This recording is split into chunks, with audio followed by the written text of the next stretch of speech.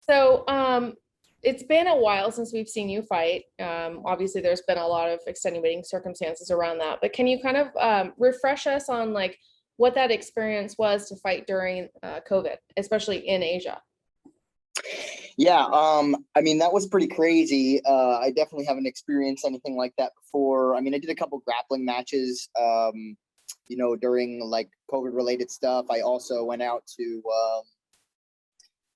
corner somebody when they did that Fight Island thing, like during COVID, right? So that was like pretty strict. That was about as close to the experience as I got. This is actually a pretty good thing that I went out and did that prior to the fight because it got me kind of accustomed to what that experience was going to be like, because I could only have guessed really, kind of what was going to go on because they, like you said, like you mentioned, that specifically in Asia, things were much stricter than they were in the United States at the time, even though there were a lot of restrictions.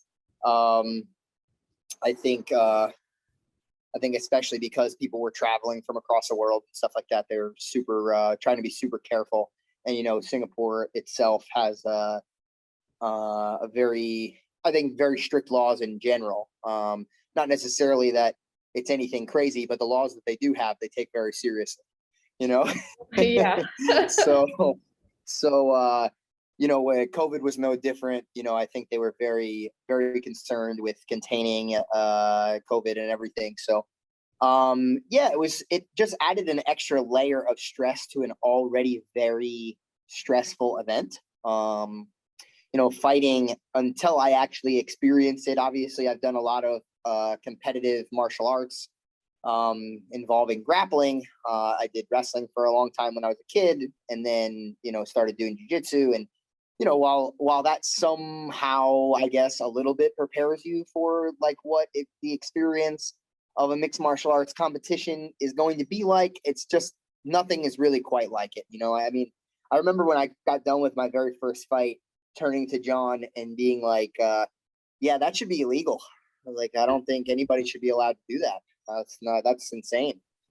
Such a wild experience. So, you know, uh, now knowing what that's like, every fight, those feelings start to surface again, knowing that I'm preparing myself for an experience that is that crazy.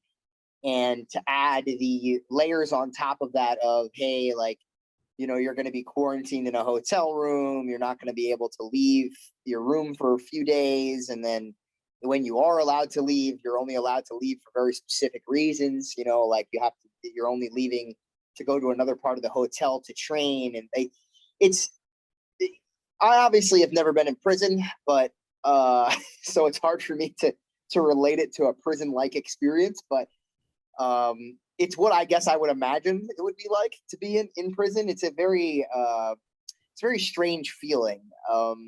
It's not, I don't know, on the surface when you hear about somebody explain that experience and like, oh yeah, I was stuck in a hotel room for X amount of time and this and again, it's a similar thing to fighting where like until you actually go through it and you're like in the hotel room and you're not allowed to leave, and like it just brings a lot of like anxiety and like claustrophobia, and like there's a lot of feelings that are added to this already really stressful experience. So I mean, we made it out okay. I ended up winning, and everything was great, and the experience overall wasn't, it was a short-term experience. It's not like I had to endure that forever. It's like, maybe a little over a week that I had to deal with that. And then I was able to come home and go back to a relative normalcy. So, for what it was manageable, but it definitely, I would, there's all kinds of extra stuff that I had to do. For the weight cut, I had to like get some things. I had to like find people from the outside to bring me things. And food wise, I think I probably spent like $3,000 like ordering from Grab like the entire time I was there, because the hotel food is not exactly weight cut material. So I just was ordering all my stuff between water and food and everything. And now, to be fair, it's partially my fault that I was running up a bill like that. I strongly enjoy Wagyu beef, and it's a little pricey. So to get that delivered every day was probably Probably a lot. But yeah, I mean, it is what it is. Like, if it's what I have to endure again for the next fight, which I'm not sure if I will or won't. It all depends on what happens. No problem. We did it one time. Oh, the other thing that kind of sucked was that I was only allowed to have one corner, and like the fighting experience is like an incredibly isolating experience. Also, you spend all this time preparing for a fight with like your team and probably like a large group of people. Like you have a lot of, I would say for most people, they have an even larger group of people involved in their fight camp than even I do. You have your coaches, you have your training partners, you have all these different people. For most people, like they have multiple coaches. They'll have a boxing coach, Muay Thai coach, a wrestling coach, all these different things, for mixed martial arts. For me, for the most part, I'm just working with John most of the time.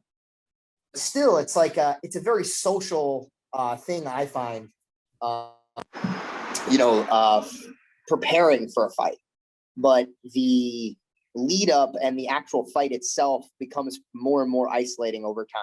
Like to the point where eventually you get locked in a cage and it's just you and some other guy that wants to potentially, keep hitting you until you either give up or can't hit him anymore, right? And that to do that more or less alone, with only one cornerman, it makes things even more stressful than they normally would be. I actually find like having multiple cornermen, like, in my corner, I go out of my way to bring them because of the comfortability that it makes me feel. These are all like really intangible experiences about a martial arts performance that I'm describing. It's not, it's not the punches and kicks that we're talking about. It's not the grappling. It's not anything very specific. It's more of an emotional feeling that and level of comfortability that you're searching for. That at least that's what I'm referring to right now.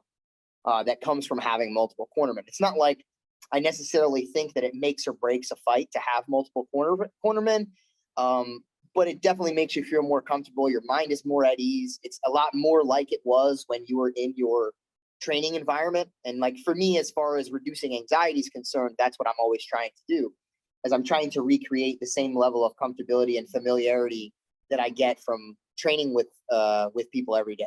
And so that was difficult too, because all I was able to bring was my one sparring partner, and even the sparring partner that I was able to bring because of the COVID related stuff that I had mentioned, we were only able to even see each other like every so often. It's not like we could just hang out the entire time like we might if there were no COVID restrictions. So yeah, it was a pretty crazy experience. I'm not particularly, I wasn't particularly excited about it. I'm not happy that that's the way that things had to be, but it was bearable, and we made it through. So yeah, and like you said, now so if it happens again, that it's not a like a deal breaker. That you can do it. You can do it and win. So yeah, I was gonna ask you, I read you couldn't have John there with you. Was that a decision because of only being able to have the one person, or was there something else that he just wasn't able to get there for you? No, yeah, it's exactly it. So if you in any situation, for whatever reason, you told me I was only allowed to have one cornerman, I'm not going to bring someone who I don't spar with, who I don't actually physically do drills on. Okay. For some people, I suppose their coach might be somebody that does that with them. Somebody that might be their pad holder, or somebody that might be a drilling partner for them, or whatever the case may be, and that might work out.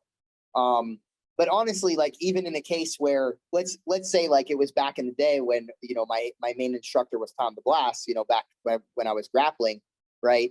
And somebody told me like, oh man, you're only allowed to bring like one corner to such and such thing. Like I might consider not bringing Tom under the circumstances that like, hey, Tom is twice my size.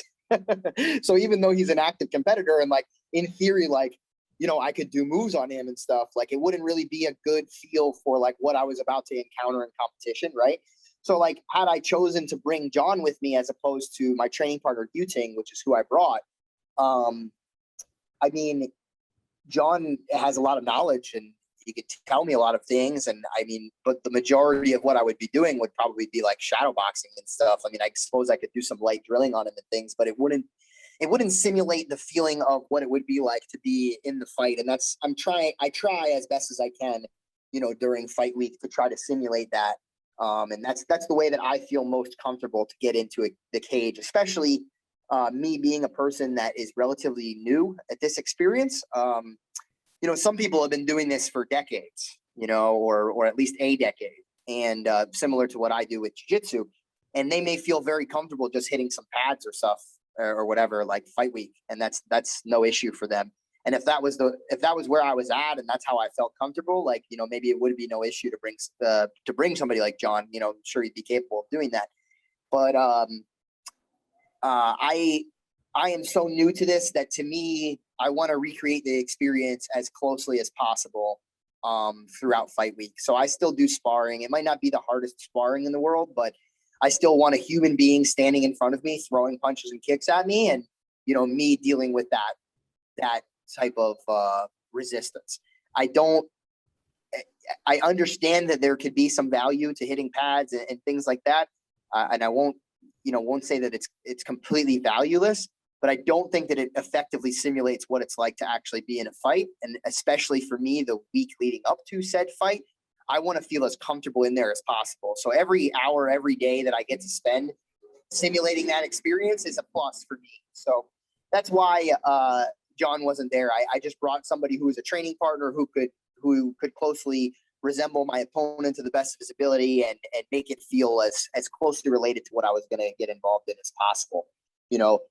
From the actual corner, was Yuting able to do the same, give me the same level of advice that John might have been able to give? No, but at the same time, like, I don't find that as valuable as I find, at least for fight week, I don't find that as valuable as somebody who I can train with that can simulate the experience. If it was a different thing and you said, hey, Gary, you get 8 weeks. I mean, even in that experience though, like, hey, you get 8 weeks and you can only have one person. It's like, well, I got to have somebody I can train with. Right. So I would probably be more inclined to coach myself than I would be to bring somebody who is a coach who's not going to be training with me. You know what I mean? So it was a tricky thing. It was a tough decision. It's obviously, I'm not happy about it. I'd much rather have John there because, like I said, it simulates that comfortability, and he is very smart and does really understand a lot of things about the sport that maybe I don't. He has a lot of good insights, so it's great to have him around. But hopefully the next time it'll be possible. But again, we got the job done. One of the things I'm thankful for is that this experience didn't happen until I had several fights, right? So this happened to me on my 6th fight. So I already had 5 fights in the bag. I already got the experience of having John in my corner and telling me, he had run me through whatever drills he thought made sense to help prepare me for the fight for 5 separate times, right? So I could pull from those experiences and go, okay, like, that's pretty much what I'm supposed to do to prepare for this thing. I'll just simulate that here on the 6th one. And it made me feel a lot more comfortable. Had I had to do something like this on like my 2nd fight or 1st fight, that would have been pretty disastrous. I think that would have been pretty tough. It would have been a lot more jarring and a lot more anxiety driven, I think, because I had not done it very often. But since I've been doing this for a little while now, I know I'm still pretty new, but I got enough experience in the bag that I felt comfortable recreating it on my own. What did you do to keep yourself busy during quarantine? Because so many fighters are like, oh, I brought like a video game console, or I did this. Yeah. I'm always curious what you guys are doing because it has to be really boring. I know I've been in quarantine. I think I only did it like 3 days on Fight Island, and I was like ready Yeah. to tear the walls down.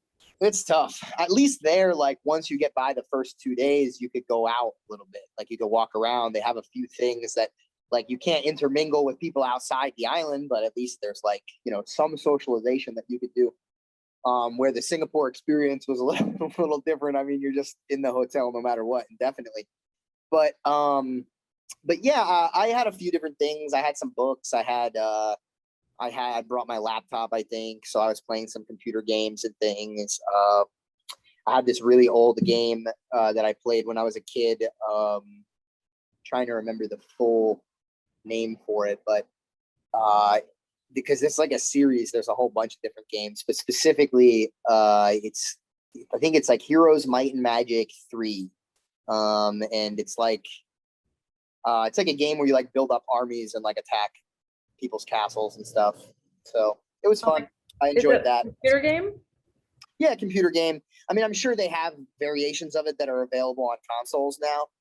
But it's that specific. Every new variation of the game had like a very different feel to it. So whatever they're putting out now, I'm sure it's very different than what I enjoyed playing. I find myself nowadays, when it comes to gaming, playing things that I enjoyed in my childhood and not playing as many new things.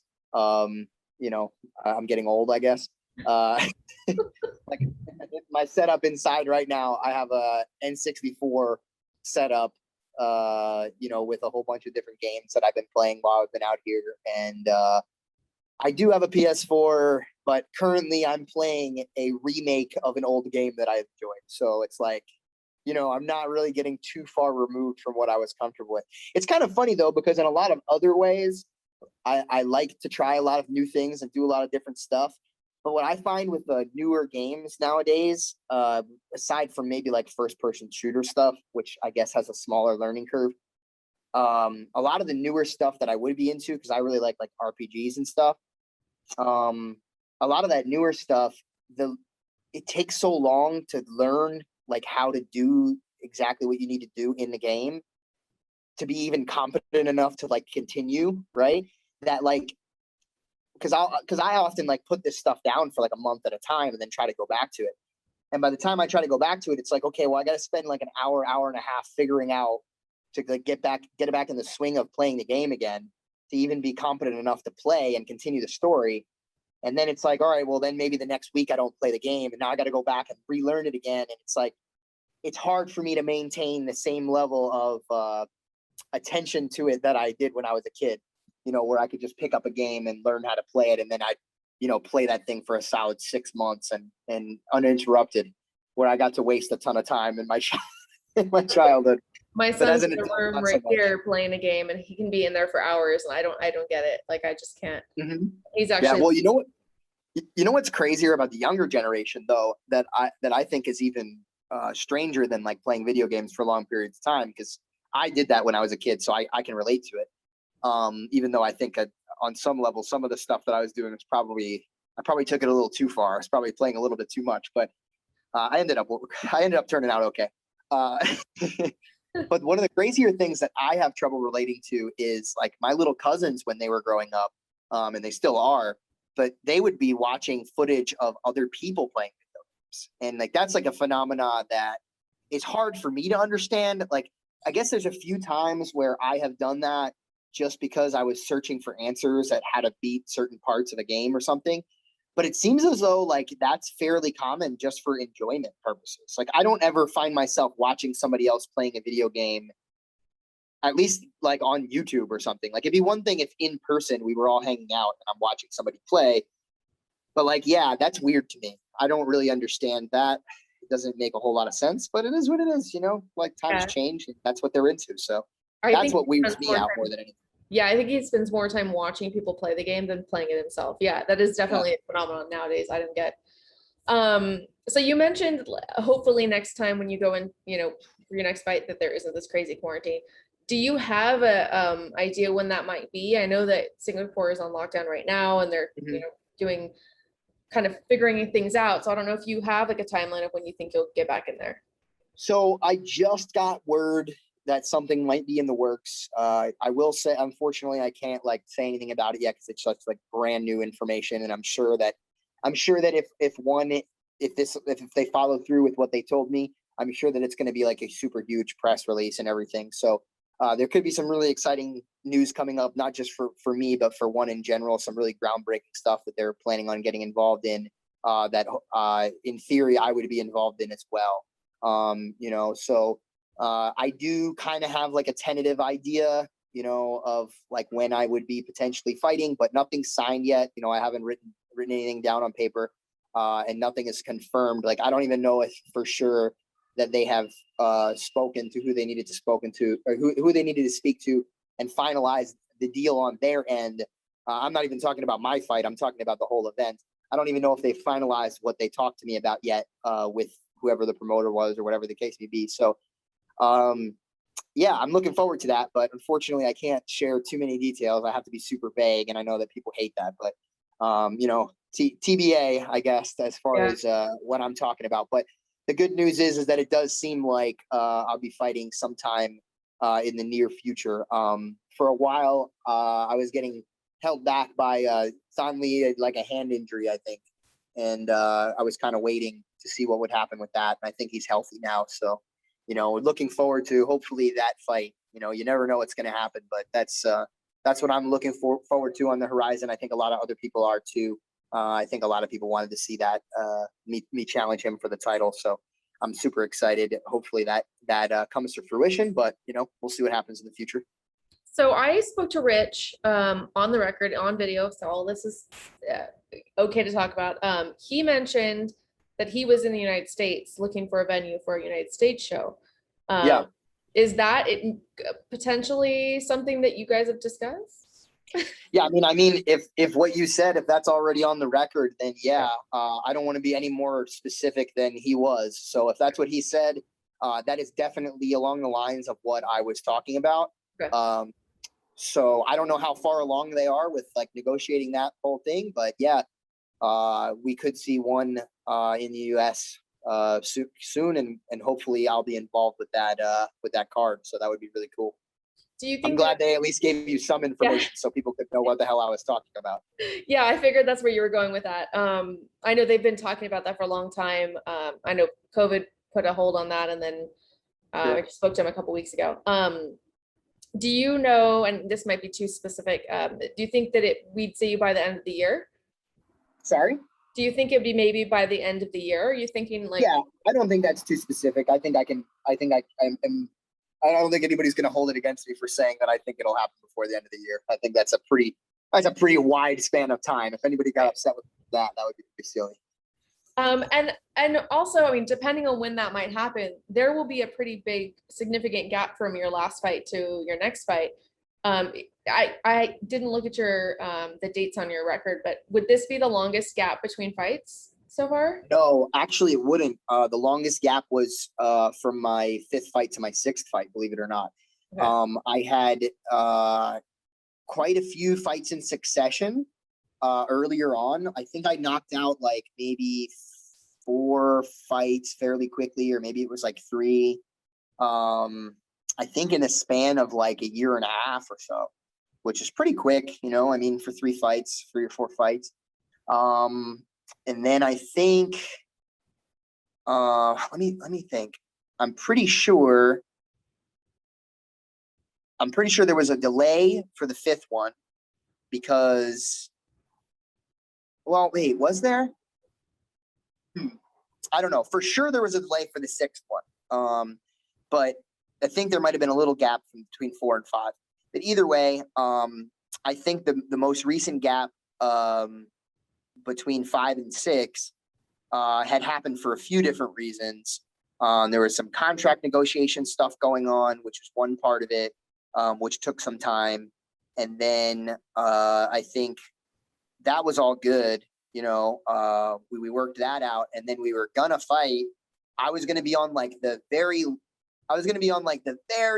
last card that they were trying to put together before COVID like really blew up as like a huge problem. I think, if I'm not mistaken, I was supposed to fight. Let me think. So when did they really start cracking down with restrictions and stuff? I want to say it was probably like somewhere January, February or something of 2020, right? Because I want to say March is when everybody really started cracking down on everything. Yeah. I want to say like January, February is like when I was supposed to fight somebody. And it was signed everything, but then they had to cancel the show. So from that point until December, that was like a whole year that I was waiting. That was laid off. Well, sorry, it was even more than that though, because I don't remember when the fight date of the previous fight was, and it was far before that. So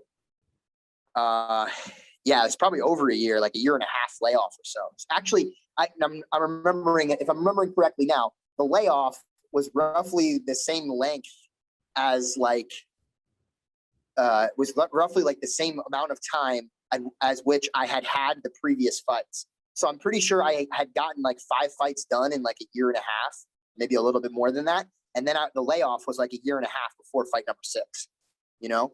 So this will be a long layoff, but it won't be longer than the last one. It isn't great to be laid off for long periods of time, but some of the things that gave me confidence, like I remember Nick Diaz was out for like a year and a half, 2 years, came back and had like one of the best performances of his career, which was cool for me to see. That had happened like a little bit before, I think, my 6th fight, and that gave me some confidence. And then obviously me coming back in my most recent fight, I didn't feel perfect. I didn't feel like as comfortable as maybe I could have if I was fighting in succession, but I still felt good, like I've been preparing. That's not like I ever stopped training and everything. It just would be nice to get the experience with a little bit more frequency. But part of I think a little bit of getting more experience with this and climbing the ladder as far as fights are concerned, part of that situation means that there's going to be a little bit longer gaps between fights sometimes.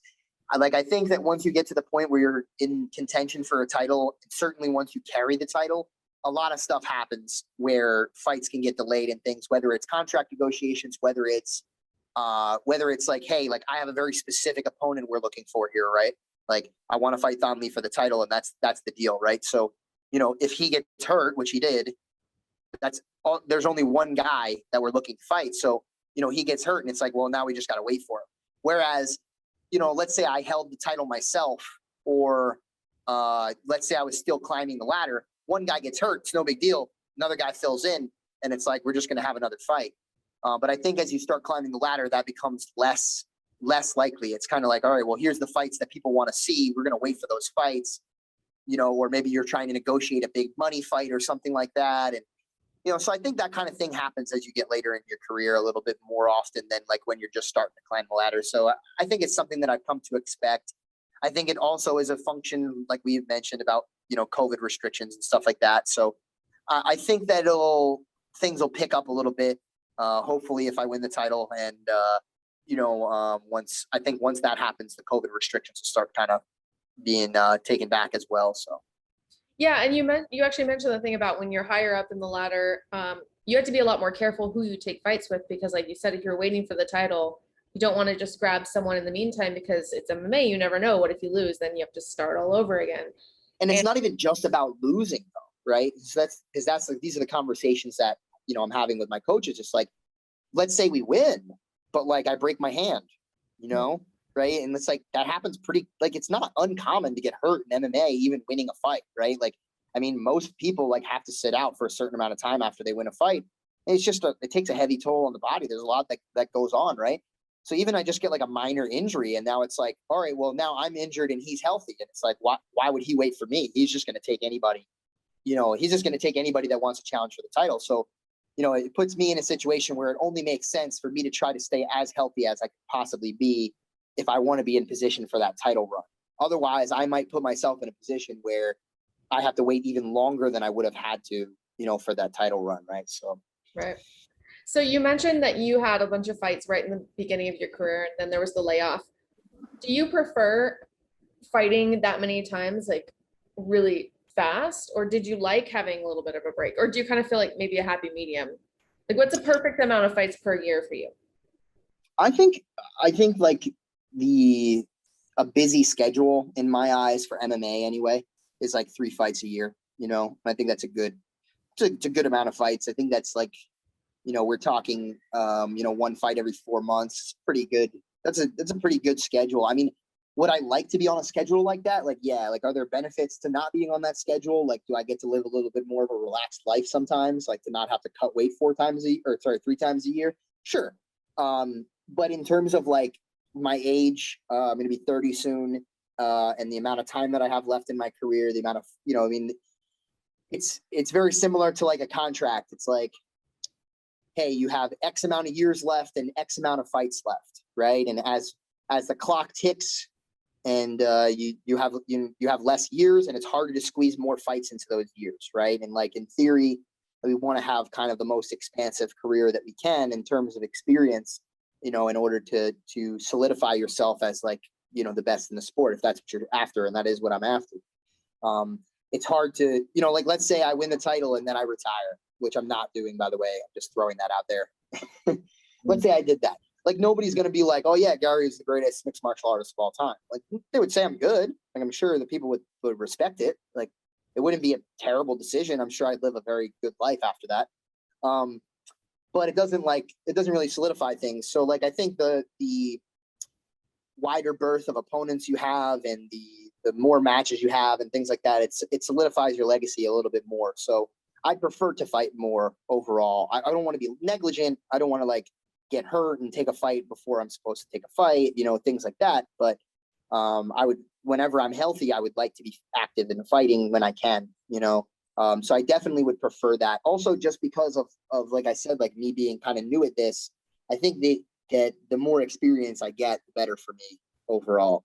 I think that waiting between fights and things like that doesn't help me that much. I'd rather have the cage experience, because when you look at the difference between me and other athletes that are in mixed martial arts, one of the biggest differences between us, aside from the fact that I'm much better at grappling than everybody, one of the biggest differences between us is cage time. Like, I just don't have the experience that all these other guys have, whether that be not just professionally, but also, most of these guys probably have an amateur career, whether it be, and some of them have even more of an expansive career than that. Like, some of them have had boxing fights, Muay Thai fights, amateur MMA fights, and then got into professional MMA. It's like, that's a lot of experience compared to somebody who, like, I literally have 6 MMA fights, and that is the maximum amount of experience I have, in this sport or anything related to the sport in terms of striking at the very least, right? So yeah, I think it benefits me to have more fights. Obviously, you're undefeated, and statistically, at some point, everybody loses. So is that in your mind? Is that sort of moment like, is there pressure? Is that a thought? Is there, I don't want to say like, oh, I want to get it over with. Nobody wants to lose, but do you think about that at all, being undefeated? Yeah. It is possible to stay undefeated your whole career. It's not that I don't think that's the goal, right? I think you never want to lose, like you just said, but it's interesting. I remember doing like early interviews and stuff, and even interviews today where people ask me about like how I feel doing MMA, and what the experience is like, because I was new at it, right? I get less of those questions now because I'm a little bit more experienced, but a lot of the times I sat down and did those interviews, I was kind of like, well, it's cool now because I'm winning and I'm not really getting hurt. Like, the worst damage I've gotten so far was my last fight. The guy kneed me in the nose, and that sucked. I didn't like that very much, but it's one strike. It wasn't like the end of the world. I didn't get knocked out. I didn't get dropped. I didn't get like significantly beat up any of the rounds, right? So not only have I yet to experience a loss, but I've also yet to experience serious adversity.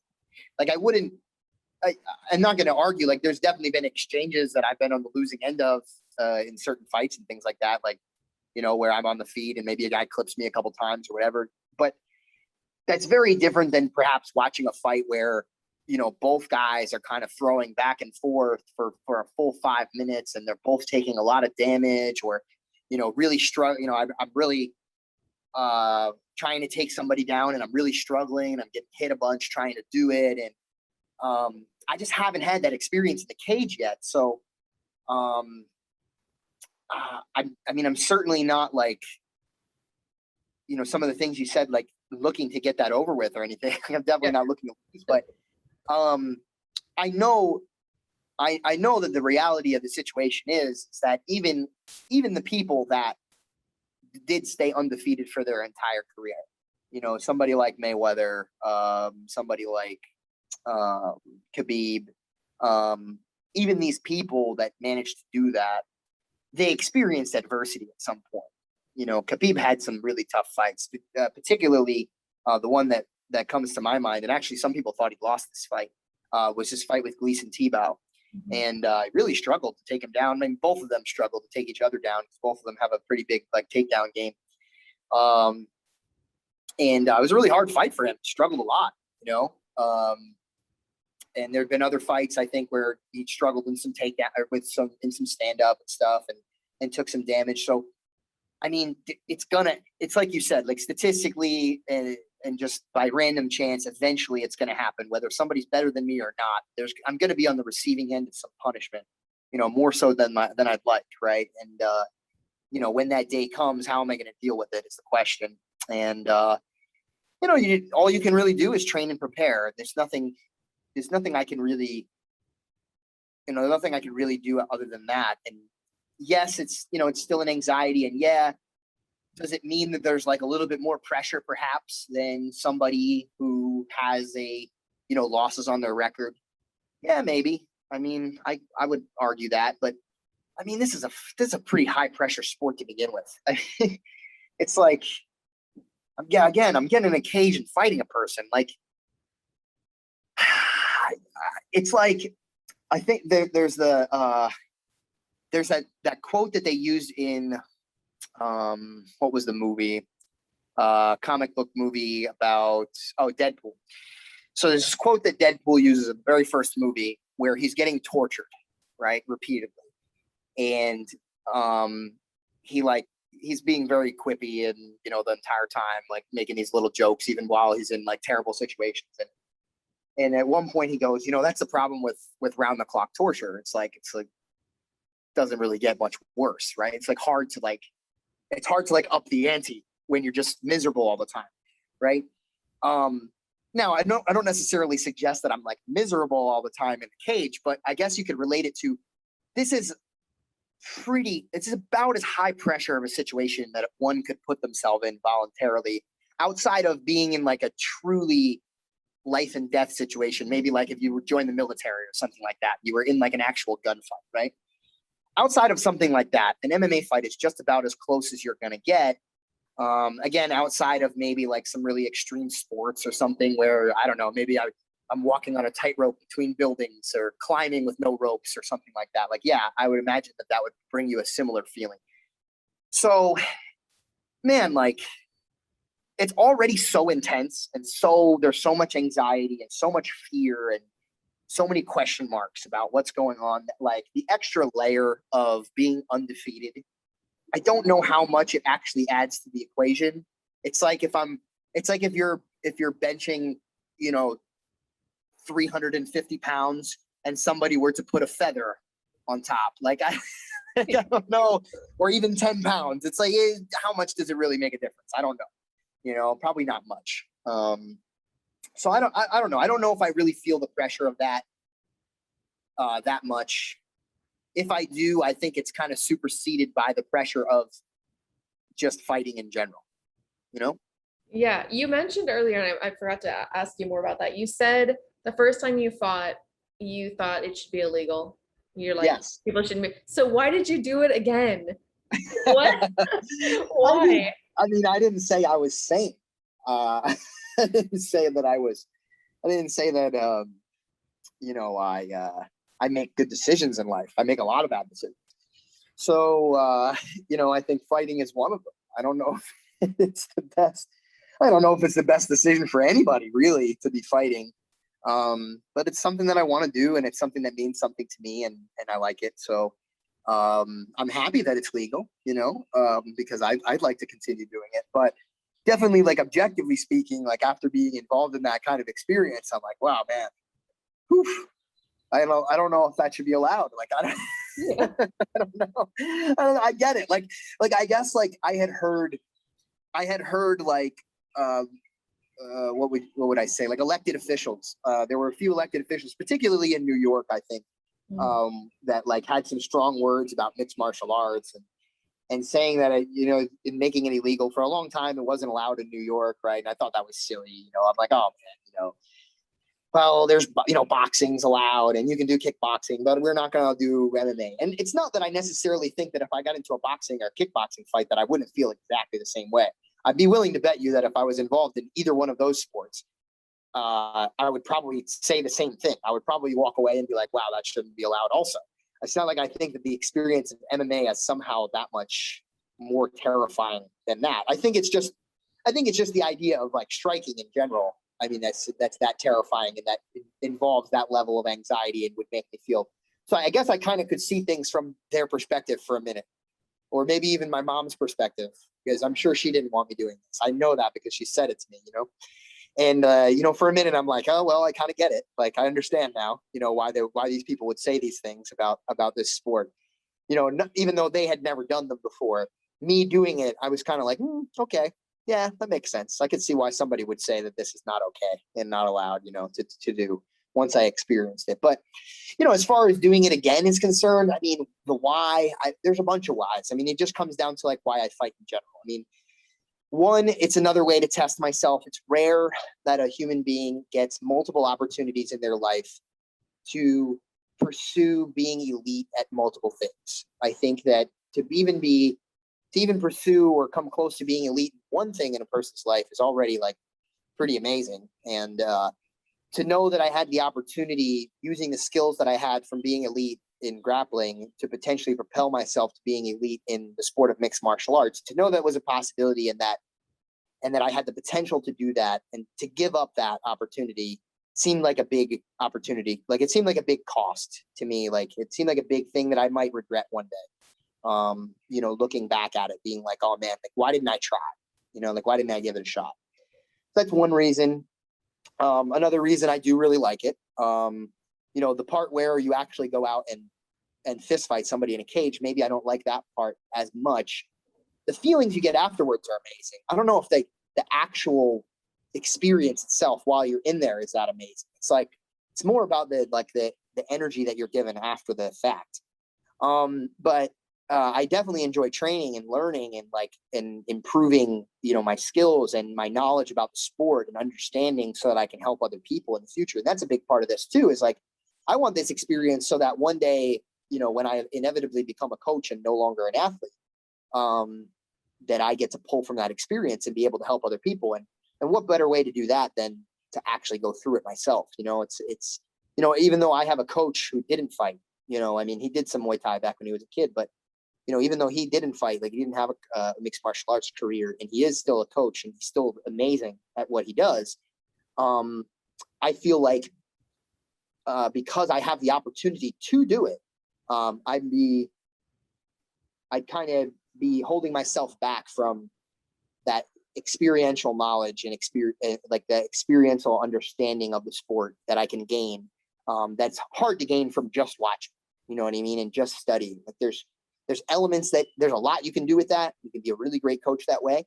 And I think I could still have been a really great coach that way, but I feel like there's just a little extra that I'm going to be able to do because I was actually able to get in there and do it. And that's a big part of it too. Yeah. And just like I had mentioned, like, just testing yourself and doing things that are outside your comfort zone. Like, it's a big missing piece, I think, for a lot of people in their lives. I think progressively, as obviously I've only been living for the generation that I've been living, right? So I only have almost 30 years on this planet. So far be it from me to suggest this. I don't really. It's not like I have a expansive understanding of how people are feeling and how they conduct their lives throughout history. But I definitely get the general feeling that we're approaching, as a society,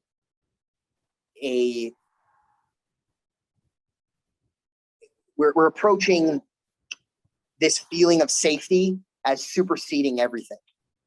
And I don't know if that's my favorite way to live life. I mean, for some, to each their own. Like, far be it for me to say that somebody else shouldn't do it. But for me, like, to just cling to safety and comfortability feels like a life that wasn't truly lived. Like, if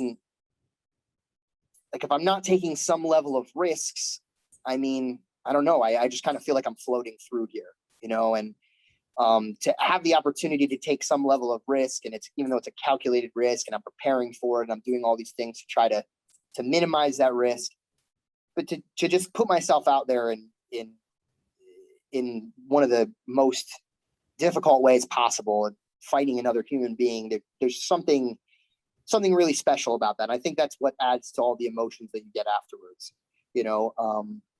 but that's why I came back, again. Is it the smartest decision for like my safety and my health and a lot of other things? Probably not, but it's a good decision for other things, for a sense of fulfillment and a lot of other good feelings that I get from doing what I do. So I'm happy that I'm continuing to do it, and I think I will continue to do it. We'll see if somebody is able to change my mind with their fists one day, but for now, that's how I feel. And has your mom warmed up to it yet? Oh yeah, for sure. She's way like more excited to like be involved now.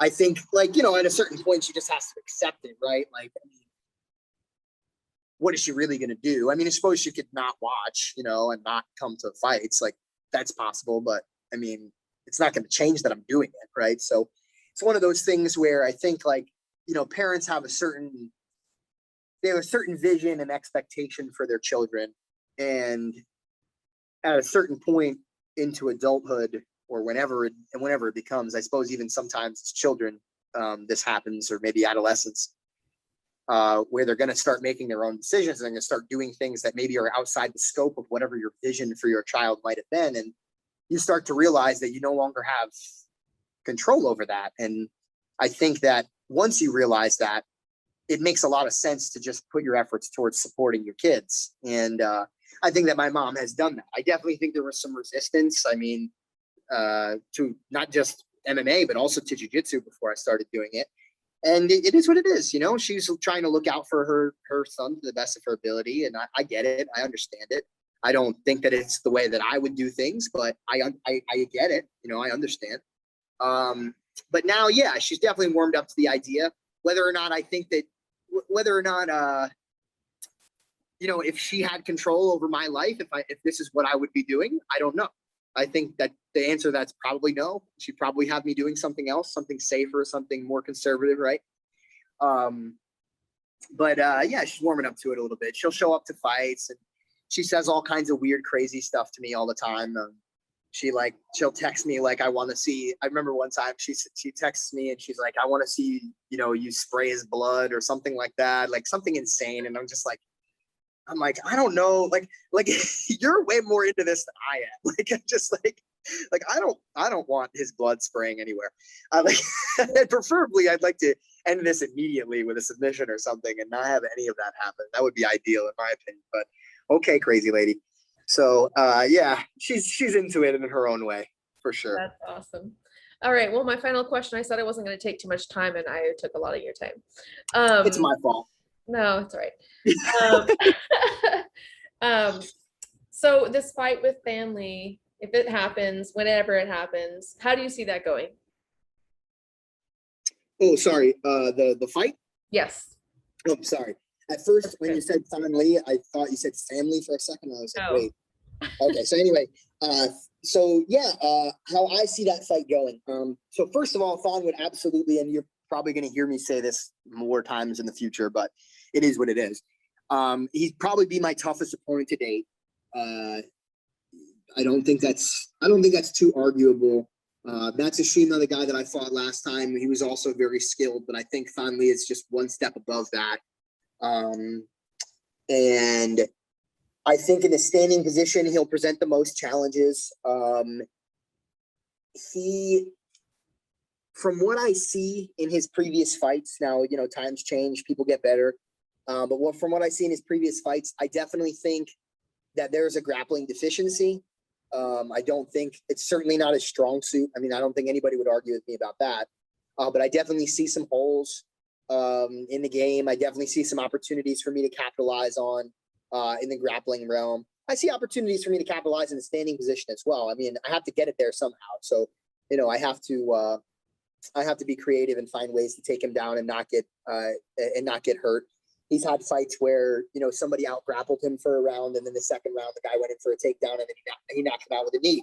So, there's real danger throughout the fight at all times. That's one of the interesting things that starts to happen as you get a little bit more experienced and start fighting tougher and tougher opponents. A lot of times you start encountering guys that feel finishing potential, because that's what it takes to kind of get to the highest level. You know, my first few fights, you know, the risk of me just getting caught by like a straight punch or kick and getting knocked out were much lower, right? Like the guys that I was fighting, like maybe my first 3 fights or so, their track record for that kind of thing wasn't super high, you know. As I got into like my 4th, 5th fight, okay, now we're starting to deal with guys that have KO victories like on their, you know, on their rap sheet, you know. And you know, Thanhs is definitely one of those guys. He's some pretty explosive you know, finishing power, which is really impressive. So it's dangerous for sure. It's a very risky fight. And as far as how I actually physically see it going, I think that more than likely I walk away with a finish. It could go a bunch of different ways. I've never been one to force the grappling. I've won my fights in many different ways. I've had TKO finishes. I've had submission finishes. I've yet to have like a full, you know, flush knockout finish. You know, do I think it's possible? Sure. Is it less likely than me submitting him? Yes. But man, one of the things that I think sometimes people don't take into account, because a lot of people will hear me say that. I remember I had mentioned like me toying around with making a social media post saying that I was going to knock him out, right? And somebody was like I could tell they were very butthurt by the fact that I said that. I was like, what's the deal, dude? You know, like, why does it make you so upset? He's like, because he's a world-class striker and you're not. And it's like, well, yeah, but this is also MMA, right? Like, that's one of the things that people have to recognize is sometimes when you're dealing with other threats in mixed martial arts, particularly, for example, getting taken down, you know, if I'm being a complete martial artist and I'm doing my job well, it's not just the takedowns that he should have to worry about. It's when he's worrying about the takedowns, he now has to worry about strikes coming after that, right? If you're doing things well, you use the threat of the takedown to set up your strikes in mixed martial arts. It's something that some guys that are a lot of success in grappling struggle with sometimes in mixed martial arts, particularly Damian Maia. He's done it a few times in some of his fights where he's, you know, had the threat of a takedown and then, you know, come upstairs for a combination or something. I just don't think like he's amazing at it.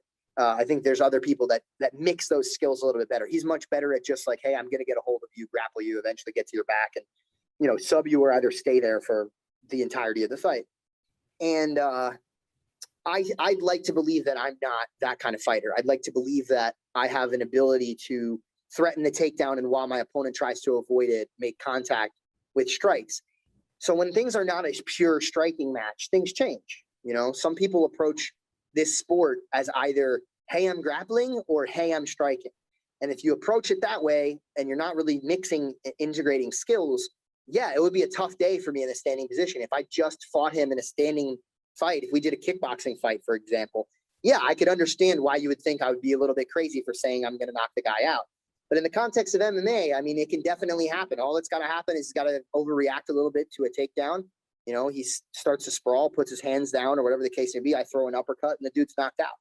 You know, God, I hope that that's what happens. And then they get to steal this interview clip and post that immediately afterwards. That would make me look so cool. I was just thinking the exact same thing. You're saying that. And that has happened once. Not with me, but one of my other writers. Nice. Exactly how it went. So you never know. We'll put that out in the air. Hopefully that's exactly how it happens. We'll see. Exactly. Well, thank you so much for your time. I really appreciate it. Yeah, thank you. Appreciate it. Yeah. Have a good one. All right, bye.